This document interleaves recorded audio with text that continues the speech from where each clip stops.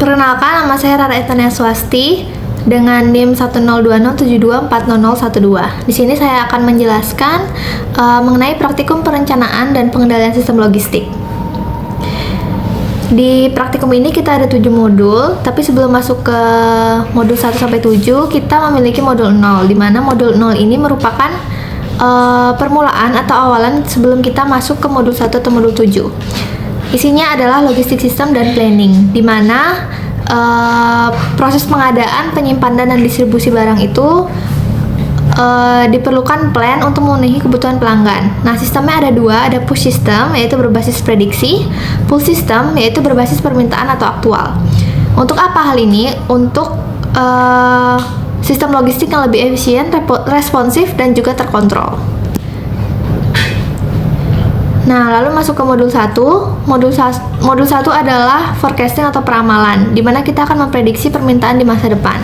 Pola datanya itu ada konstan, tren, musiman, dan siklis, di mana kita dapat menggunakan metode peramalan dengan simple moving average, weight moving average, simple exponential smoothing, dan hold winter. Namun pada praktikum ini kita menggunakan hold winter multiplikatif.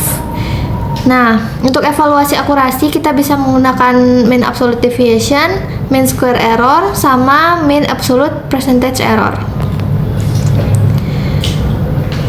Di praktikum ini kita diberikan 2 soal. Nomor 1 itu tentang SMA, WMA, SES, dan juga tentang akurasi. Sedangkan nomor 2 itu tentang hold winter. Nah, hasilnya adalah pada kita menggunakan metode SMA 6 bulan, hasilnya itu lebih stabil dan cukup akurat. Pada SMA 3 bulan dia lebih responsif, tapi errornya tinggi. Sedangkan pada SMA 9 bulan dia terlalu halus dan kurang mengikuti perubahan. Namun pada SES ini dapat dibilang metode terbaik karena memiliki error paling kecil. Lalu pada soal nomor 2 ada hold winter. Menggunakan hold winter multiplikatif itu menunjukkan adanya tren yang meningkat dengan pola musiman yang jelas dan menggunakan parameter alpha 0,3, beta 0,2, dan gamma 0,5. Pada 2 soal ini dapat disimpulkan bahwa hold winter paling tepat untuk peramalan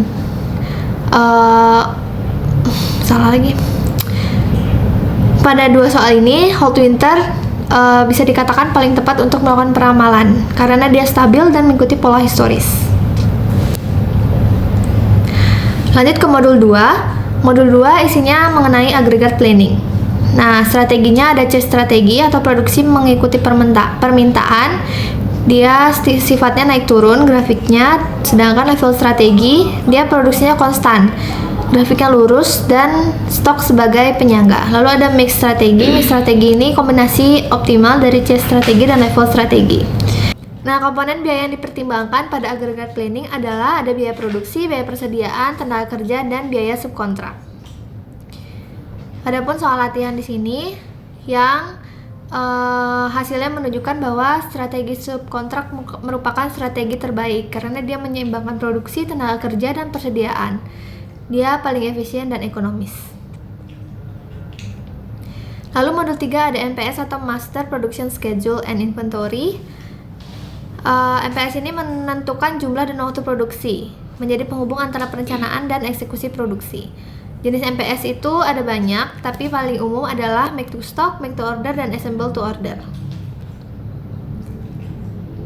Adapun latihan soal, di mana hasilnya kita dapatkan bahwa produksinya mampu memenuhi seluruh permintaan tahunan dan beban kerja stabil dan kapasitas terkontrol. Disagregasi membantu perencanaan produksi per periode, dan MPS tersusun rapi, realistis, dan sesuai kapasitas. Resiko keterlambatan dan penumpukan stok dapat dihindari, dan sistem perencanaan bersifat stabil, efisien, dan fleksibel. Lalu modul 4 ada MRP atau Material Requirement Planning, di mana sebelum kita menyusun atau memplanningkan MRP, kita harus membuat bill of material atau BOM-nya dulu. Pada soal ini akan dibuat bill of materialnya dan akan direncanakan MRP-nya. Dan hasilnya sistem MRP berjalan efektif dan efisien karena bill of material yang tersusun jelas dan terstruktur. Dan kita menggunakan metode lot for lot untuk menghindari kelebihan persediaan, mencegah kekurangan material, dan juga MRP ini mendukung kelancaran jadwal produksi. Karena pada MRP ada lead time. Lalu modul 5 ada locating facilities in logistic system, yaitu menentukan lokasi fasilitas produksi terbaik. Pada praktikum ini kita menggunakan metode center of gravity. Misalnya pada soal ini, perusahaan Logicart berencana membangun suatu fasilitas gudang dengan 8 pasar, yaitu P1 dan sampai P8. Dan masing-masing pasar memiliki koordinat X dan Y dan juga permintaannya. Kita menggunakan metode center of gravity dan menemukan bahwa total permintaannya 830 ton dengan lokasi paling optimal yaitu di koordinat 36,1 dan 32,89. Selanjutnya ada modul 6 yaitu Transportation Operation Planning, di mana kita mengoptimalkan distribusi dengan metode northwest corner. Di praktikum ini kita memfokuskan di northwest corner. Misalnya pada soal ini sama perusahaan Logicart juga memiliki pasar tujuan 1 sampai 8 dan sumbernya, supply-nya ada 1 sampai 8 juga.